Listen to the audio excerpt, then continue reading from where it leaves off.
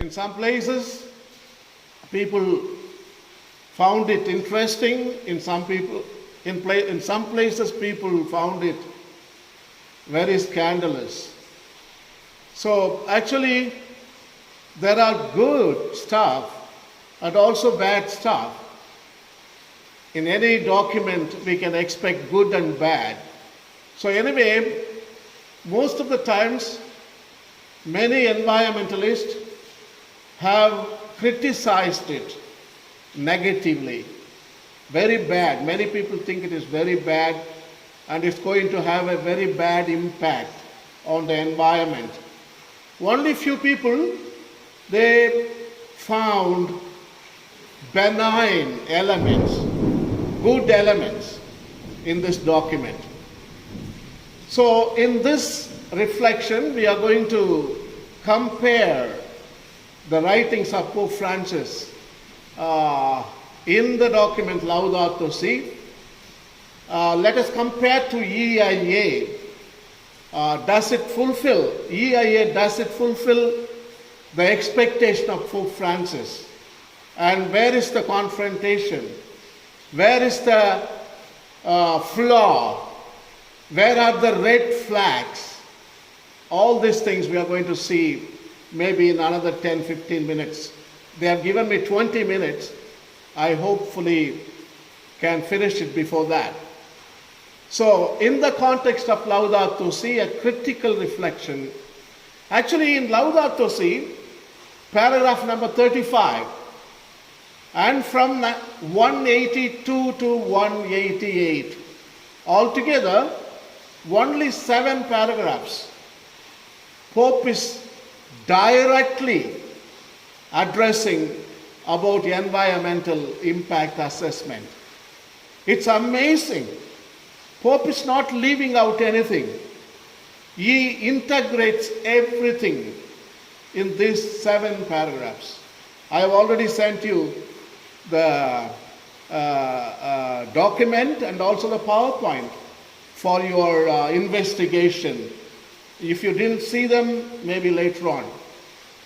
And you know very well, the Environmental Protection Act was enacted in 1986, and then environmental impact assessment legislation was passed in September 2006. As I said you earlier, Environmental Impact Assessment 2020 has positive elements and also negative elements. They are known as pros and cons. Look at the color there.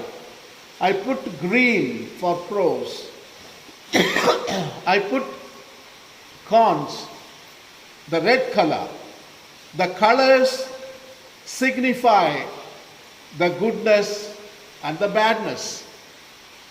Actually, when a document is supporting ecology and environment, that is called pros. I mean positive impact. When a document promotes ecology and supports environment. But when the document supports economy at the cost of ecology, I think that has a negative impact. It is known as the con. So when the document supports environment, it really has good benefits.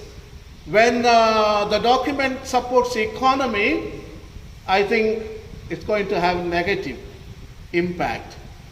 But India has been always a good role model for conservation of the environment. With more than 500 wildlife sanctuaries and 104 national parks to its bounty, India is a role model country in environmental issues. India has done always. The whole world is learning today from India how to preserve land, water, air. India has an ancient past, built on environmental ethics. So we have a good record. Don't think our legislators and our leaders are going to destroy our country and our future. That is well biased opinions in the internet. But we have to see critically and also weigh the positive and the negative of EIA 2020. Otherwise, we will misunderstand everything. I am raising a very fundamental question: why EIA 2020 is a sure shot recipe for more environmental disasters. So I'm going to show you in the course of my presentation. But now let us read what Pope Francis is writing about EIA in his recent encyclical called Laudato Si. Environmental impact assessment has 6 steps. That is scoping, preparation of draft, public consultation, preparation of final EIA appraisal, grant or rejection of prior environment clearance. Actually, Pope is writing on every subject, all the 6 elements. Pope is writing about them in the Laudato Si. So we are going to read some of the passages. I have cut short some of the paragraphs because they are big. You may not understand everything, but I have given you what is necessary. In 182 paragraph number, Pope Francis writes as follows: an assessment of the environmental impact of business ventures and projects demands transparent political processes involving a free exchange of views. On the other hand, the forms of corruption which fail to inform adequately and to allow for full debate. Actually, Pope is writing, it should be transparent. Everybody should know what is going on in the country. And also, when we need something, our people should express, we want that. But the problem is, today only the government decides what we want. The people, they don't know. Most of the times, it is enforced on the people. And also, during this kind of procedures, the forms of corruption, that is what Pope is writing, that dominates in many areas. EIA 2020, it has got 5 red flags. All the way it weakens an important environmental safeguard. That is the opinion shared by many environmentalists. So I am just reporting it to you. In the first red flag is post facto clearance. I'll explain what it is. The second is public hearing reduced to 20 days. It was 30 days, but now 10 days cut, now only 20 days. You can see in the page number 47 of the Environmental Impact Assessment 2020. The third is exemptions from public participation. That is in page number 29 of EIA 2020. And fourth one is strategic exemptions. That is a big subject. Big projects, you don't have a right to question. And also they are not disclosed. They are top level secret. So you can read in the page number 9 of EIA 2020. The last one is additional exemptions from public consultation, page number 19. You see there, the highlight is public is kept outside. See the second red flag, third red flag, and the fifth red flag. People are not involved. So that is what the environmentalists are upset about, and they are telling this is not right. A democratic country should include people, because democracy is for the people and by the people. So we need to talk in the line of constitution, of course. The first red flag, post facto clearance. What does it mean? You can start company before the environmental clearance. Anybody can start a company. And then you pollute, you cause damage. And then you apply for environmental clearance. Maybe after 6 months, maybe after 1 year, damage has been done. Now today, instead of closing those factories, you can pay some fine, you pay some money, and you keep on polluting. But you get the environmental clearance. So that is called post facto clearance. So in Laudato Si 183, Pope Francis is very clear. You should get the clearance in the starting of the project, in the beginning of the project, not post facto clearance at all. He writes in the paragraph number 183, environmental impact assessment should not come after the drawing up of a business proposition or the proposal for a particular policy, plan or program. It should be part of the process from the beginning and be carried out in a way which is interdisciplinary, transparent, and free of all economic or political pressure. It's very clear. Number second is public hearing reduced to 20 days. I mean, it used to be 30 days. So 30 days itself, in India, people are illiterate, most of them. Maybe it should be 2-3 months, because our people are not that quick enough in India, we know that. So, in order to bring that message, whatever it is, like EIA, it is a 80-page document. It's a big document. It's very hard to read. Even 30 days are not enough to read the document itself. Then how can you discuss about it? I mean, it should be 60 days, 2 months at least. So, but anyway, the public hearing is now reduced to 20 days.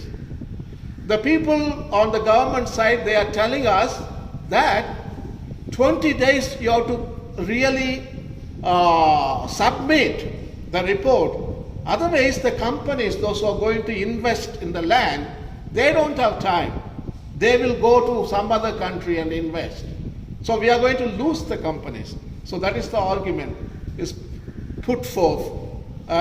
So Pope Francis is writing in the paragraph 183 very clearly, the local population should have a special place at the table. They are concerned about their own future and that of their children, and can consider goals transcending immediate economic interest. It also entails being fully informed about such projects and their different risks and possibilities. This includes not just preliminary decisions, but also various follow-up activities and continued monitoring. So it is not only in the beginning, and also as the project is continuing, people have the right to interfere and also follow-up activities. You should compare what the environmental clearance was and what this company is doing right now. Are they complying or they are contrasting? And monitoring is very, very important. And also enforcement of the law is very important. Number 3 is exceptions from public participation.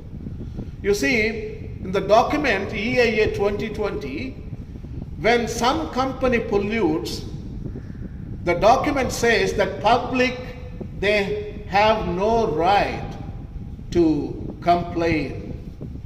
You can't really write to the government and tell this company is polluting. We should close down this factory. No, you can't do that. The public is exempted. So that is not right. As you just now heard Pope writing, in all level we need to be informed. If it is necessary, we need to stop the factory. But here, this red flag, that is red flag number 3, doesn't recommend that people should complain about pollution of so-and-so factory. The document EIA 2020 says that only government authority can complain. Only people in charge and also owner of the factory should inform about the pollution. How come? Which owner will inform about his own factory's pollution? It doesn't make any sense. No owner will say my factory is polluting, I damage the land, water, air, life, everything I damage, so what I should do? Nobody will do that. Nobody will do that. So only people have to do that. So this is what Pope is writing in the paragraph number 184. In the face of possible risk to the environment, which may affect the common good. This is especially the case when a project may lead to a greater use of natural resources, higher levels of emission or discharge, an increase of refuse. A significant changes to the landscape, the habitats of protected species or public spaces. Different factors such as unforeseen noise pollution, the shrinking of visual horizons, the loss of cultural values, or the effects of nuclear energy use. All these environmental problems, only people can talk about it. No government will talk. So in that sense, I think the polluters can escape from every impediment. They can live happily polluting, and polluting. Next. The fourth one is strategic exemptions. That is a big clause. These are all secret mysteries. I thought only church has mysteries, but strategic plans, they are mysteries. Nobody knows them. But Pope is writing, look at the color. I put in any discussion. See there, any, that word has importance here. Pope is writing very clear, the most important paragraph in Laudato Si on EIA assessment.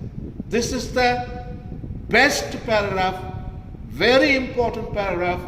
If you don't remember 7 paragraphs, you just remember only this paragraph, number 185. In any discussion about a proposed venture, a number of questions need to be asked in order to discern whether or not it will contribute to genuine integral development.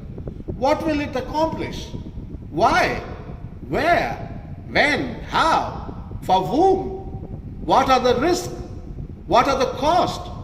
Who will pay those costs and how? In this discernment, some questions must have higher priority. For example, we know that water is a scarce and indispensable resource and a fundamental right which conditions the exercise of other human rights.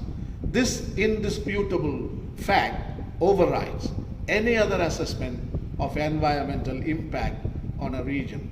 In other words, in your area, if you don't have water, that itself is enough to say we don't want the factory, because water is a very important resource for the poor people. So when there are no water in that area, factories, if they come, they take all the water, all of it. So immediately we can reject. That is what Pope is writing in the paragraph number 185. Rabindranath Kumar Sinha is a top environmentalist in the country. He comments on the strategic projects. It's very funny. I want to read this quote for you. Any project can be called strategic by the government. But what is strategic? It could be a defense installation, or it could be a rayon factory. Somebody will say an underwear factory is strategic, says Sinha. The existing EIA already has problematic aspects which actually need to be tightened, says Sinha, rather than diluted further. Number 5, additional exemptions from public consultation. Again, public are asked not to interfere. So in the page number 19, EIA 2020 talks about the borders of India, that is China border, Tibet border, Nepal border. So in 100 kilometers area, they can do anything. Nobody can object. The border areas, any factory you can build and you can pollute any amount, and public, they don't have any right to interfere. You know what? The northeast section is rich in biodiversity, plenty of wildlife, plenty of national parks, plenty of wildlife sanctuaries. And Sirabunji, we learnt in our elementary school, Sirabunji, Meghalaya, very, very delicate ecosystems, biomes. All these areas are very sensitive to pollution, to climate change. And people, they don't have any right to safeguard their own heritage, their own future. So this is what the 5th red flag is all about. Pope is writing, he is quoting the United Nations Climate Change Convention on Rio de Janeiro. The Rio Declaration of 1992 states, if objective information suggests that serious and irreversible damage may result, a project should be halted or modified, even in the absence of indisputable proof. There are a lot of difficulties we are facing in India right now, in the north, northeast, in central India, South India, POSCO, Enron, Lavosa, Sardar Sarovar project, Tehri Dam, Sterlite, all those problems, they all today come to haunt our future. So Laudato Si 35, paragraph number is very, very important. That's why I reserved it for the last but not the least. You see, all the projects are divided into 3 categories in Environmental Impact Assessment 2020. The first category is called A. The next is B1. These 2 need the environmental clearance and also environmental impact assessment. Category A and B1. All right. But B2, they don't need environmental clearance and also environmental impact assessment. They don't need it. So Laudato Si talks about all of them, especially B2 category, where you don't need environmental clearance, but still you need to exercise it with responsibility, faithfulness, and accountability. You see, B2 projects, if they join together, 100 projects can really pollute as much as Sterlite, like A category project. Sterlite is A category.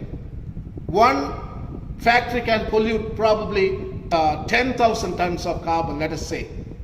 But 100 B2 category projects, small projects, can also produce 10,000 tons of carbon. So Pope is telling we need to be very careful. We need to take into responsibility, faithfulness, accountability in our own hands. So he writes in the paragraph number 35, it's a brilliant paragraph. As I told you, the paragraph what I just mentioned above and then 35, you should make by heart because they are useful for your own congregation, your religious order, or for your diocese. So in diocesan level, congregation level, we do lot of projects. I can categorize them in B2. And then we need to be very careful too. When we build a church, we destroy trees. When we build a school, we destroy our own land. So we need to be careful too. These are all B2. They don't need any clearance. Pope is writing, in assessing the environmental impact of any project, concern is usually shown for its effects on soil, water, and air, yet few careful studies are made of its impact on biodiversity, as if the loss of species or animals and plant groups were of little importance. Highways, new plantations, the fencing of certain areas, the damming of water sources, and similar developments crowd out natural habitats and at times break them up in such a way that animal populations can no longer migrate or roam freely. As a result, some species face extinction. Next, in Valparai, you know the monkey called lion-tailed macaque. You see, these monkeys usually cross the roads. At that time, traffic, the cars, the buses, they hit them and a lot of monkeys die. So now, environmental groups, some of the NGO groups, they have built bridges. See the bridge? Now a monkey need not pass on the road. He can pass on a corridor of a plastic bridge or something. So people have provided and they have created a safety. You see, you can really have your own economy. I mean, Pope is telling you can have the concept of progress and development. At the same time, you need to protect the environment. Both of them can coexist. You need not destroy environment for the sake of human progress. Human progress is good. At the same time, the conservation of the environment must be done. So that seems to be a very balanced view from Laudato Si 35 continues, alternatives exist which at least lessen the impact of these projects like the creation of biological corridors. But few countries demonstrate such concern and foresight. India can develop any infrastructure, no problem. India has done always the best, all right? But biological corridors, see there? Please understand this picture. When you construct even the church or schools or convents, anything, this picture will be very helpful to you. See there, a biological corridor in the middle. On your right, core area, on the left is core area. That is the place where you can create habitat for animals. The buffer zone, you can really build anything. But the corridor, you see animals in core area on the right hand side. When in the drought time, during summertime, they can cross to the left on the core area because the lake is there. So animals can still live in that area. And you can also build your convent, your church, your institutions around it. So you need not destroy and take everything, but you create a habitat for animals. That is called biological corridor. Today government is doing, even Modi government is doing wonderfully well creation of biological corridors. You see, even in the northeast area, as I just now said, lot of factories they are going to build. At the same time, they are going to create the biological corridors. We need not reject whatever government is doing. They are doing everything according to the United Nations guidelines. We need not be really neurotic about it. Each time we are shouting at them, no, that is bad, it's very, very dangerous. You see, international law enforcement is also watching what India is doing. So everything is under control. But only we need to be aware. We need to also give pressure on our part to keep things work. So EIA 2020, I want to connect it with the Laudato Si pledge. You know what? We can make EIA 2020 as the part of our diocesan and religious institutions action plan as we build churches, convents, schools, and so on. August 11th was the deadline for EIA 2020. But now EIA 2020, I call it a Laudato Si EIA 2020. There is no deadline. There is no deadline. We can go on practicing EIA 2020 on behalf of ecology, not on economy. Because in their politics, in favor of economy, that's why environment is being damaged. But in our religious institutions, in our dioceses, let us favor ecology. At the same time, we need economy. Let us balance both of them. So I would like to recommend to all the superiors, provincials, and the bishops to take this concept, that is the EIA 2020 Laudato Si pledge for the future. You know what? This year we are celebrating Laudato Si Jubilee year 2020 to 2021. And also Pope is continuing 7 more years. That is called Laudato Si 7-year action platform. So I think instead of criticizing the government, let us examine our own religious houses, our own dioceses, because we are operating on B2 category without environmental clearance, without any environmental impact assessment clearance. We are operating, and we are really destroying a lot of trees for building purposes and also polluting energy use, transportation. So there are a lot of things we are doing. When it all adds up, each congregation can become like Sterlite, one big company. So we have to examine. I think Laudato Si pledge is an excellent recommendation to all the religious houses and to the dioceses. So I'm going to finish it within 2 minutes. See, EIA 2020, that is Laudato pledge I'm talking about. All this B2 category: church building, school building, hospital building, farm building, celebrations, energy use, transportation, consumption, all these things should be brought under EIA 2020 Laudato Si pledge. This is my view. As I said you earlier, ecology, economy. These are the two different concepts.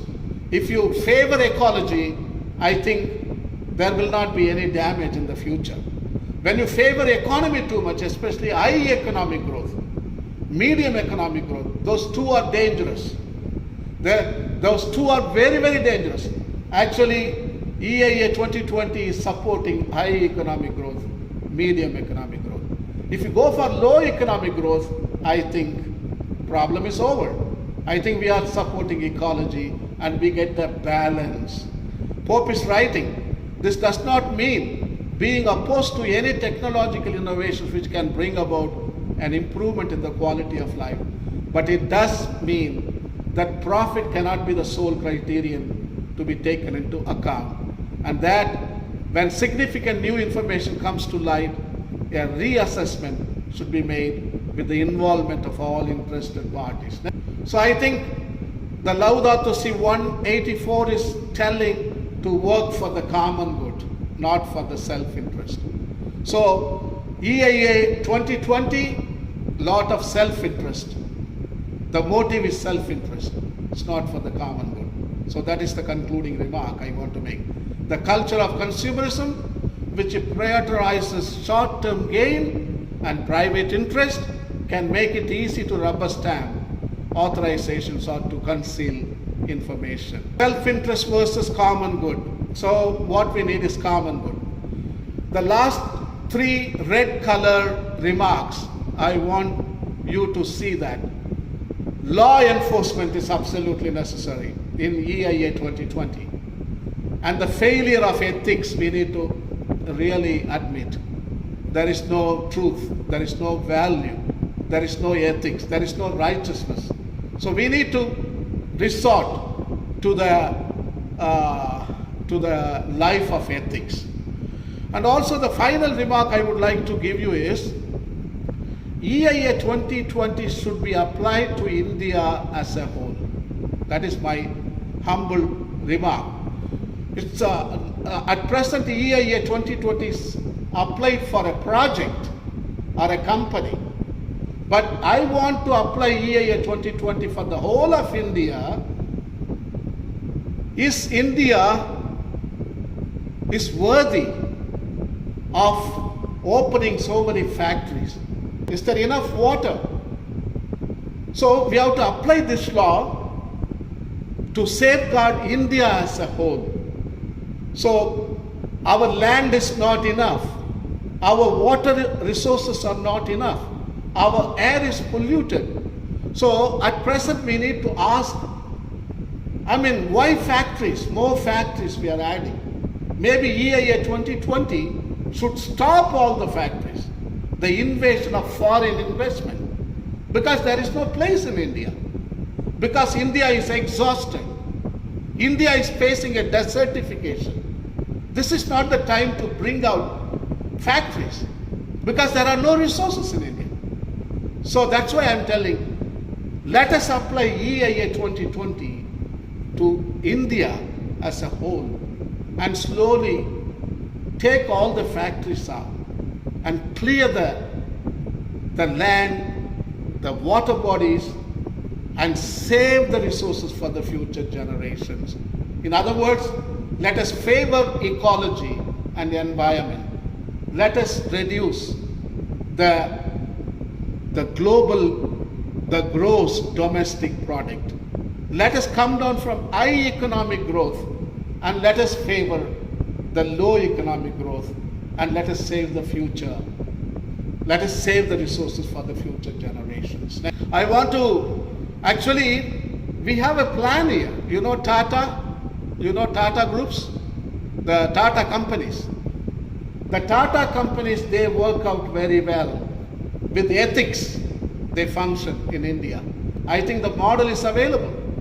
Indian government can tell to other factories, this is the model we follow, because Tata companies, they give 60% of their profit for the nation building.